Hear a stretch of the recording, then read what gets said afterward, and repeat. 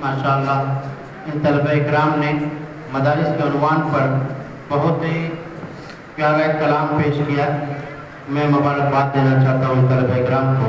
آئیے وہ اپنا انعام لے کر کے جائیں.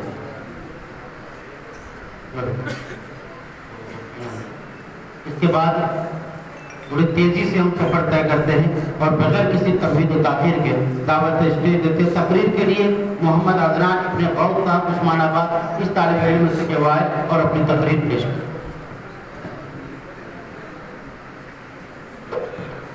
الحمد لله الذي هدانا إلى صراط مستقيم والصلاة والسلام على النبي الأمين وعلى آله الطاهرين وأصحابه الكاملين. أما بعد، أعوذ بالله من الشيطان الرجيم. بسم الله الرحمن الرحيم. وأقم الصلاة طرفي النهار وزلفا من الليل إن الحسنات يذهبن السيئات ذلك ذكرى للذاكرين. صدق الله العظيم.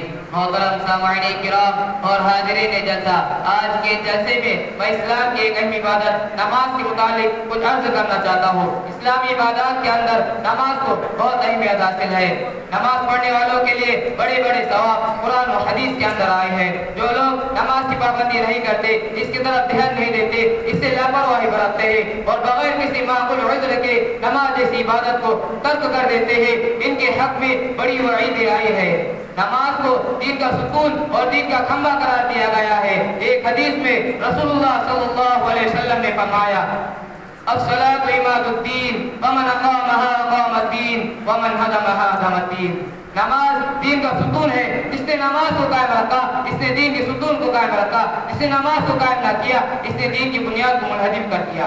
مکانوں اور عمارتوں میں ستون اور کھمبے کو کیا اہمیت حاصل ہوتی ہے، یہ ہر شخص جانتا ہے. اگر کسی عمارت کی دیوار گرا دی جائے یا ستون منہدم کر دیا جائے تو کیا وہ عمارت برقرار رہ سکتی ہے؟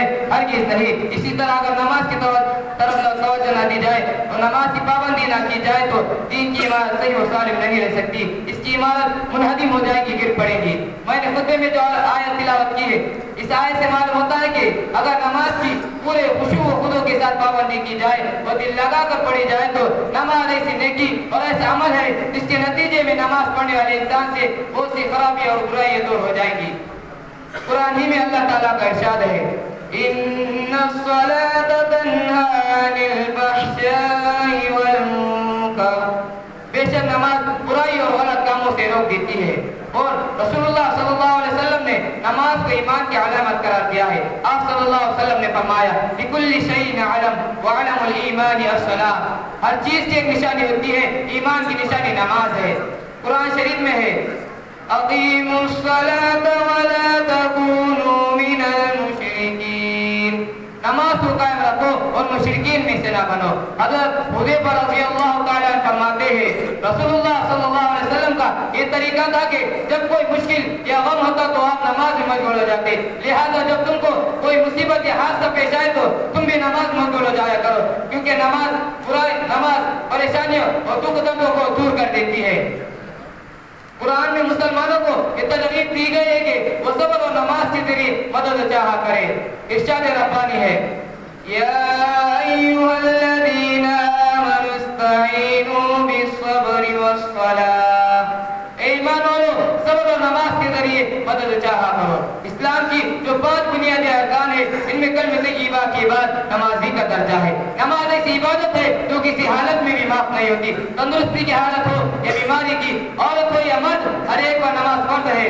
ماں باپ کی یہ ذمہ داری ہے کہ اپنے بچوں کو 7 سال کی عمر سے نماز پڑھنے کو کہے اور 10 سال کی عمر ہو جانے پر نماز پڑھنے پر مارے. رسول اللہ صلی اللہ علیہ وسلم نے فرمایا، میرا جی چاہتا ہے ان کے گھروں کو جلا دو جو جماعت میں شریک نہیں ہوتے اور گھر میں پڑے رہتے ہیں. اگر ان کی بیوی اور بچوں کا خیال نہ ہوتا تو میں یہ ضرور گڑبڑ جاتا. بہرحال قرآن مجید اور رسول اللہ صلی اللہ علیہ وسلم کی حدیث کریمہ سے نماز کی بڑی فضیلت اور اہمیت ثابت ہوتی ہے. اور جو لوگ نماز کی پابندی نہیں کرتے، نماز کی طرف دھیان نہیں دیتے، اس سے لاپرواہی برتتے، ان کے حق میں بڑی وعید سزائیں آئی ہے. نماز خدا واحد کی عظمت اور کبریائی کا اظہار و اعتراف ہے.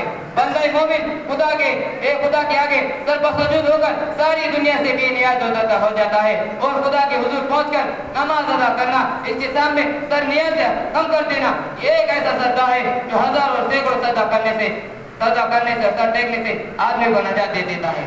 وقول علامہ اقبال بدل کے بھیس پھر آتے ہیں ہر زمانے میں, بدل کے بھیس پھر آتے ہیں ہر زمانے میں, اگرچہ پیر ہے آدم جواہر لاد و منات. یہ ایک سجدہ جسے تو گرہ سمجھتا ہے, یہ ایک سجدہ جسے تو گرہ سمجھتا ہے, ہزاروں سجدوں سے دیتا ہے آدمی کو نجات. وآخر دعوانا الحمدللہ رب العالمین.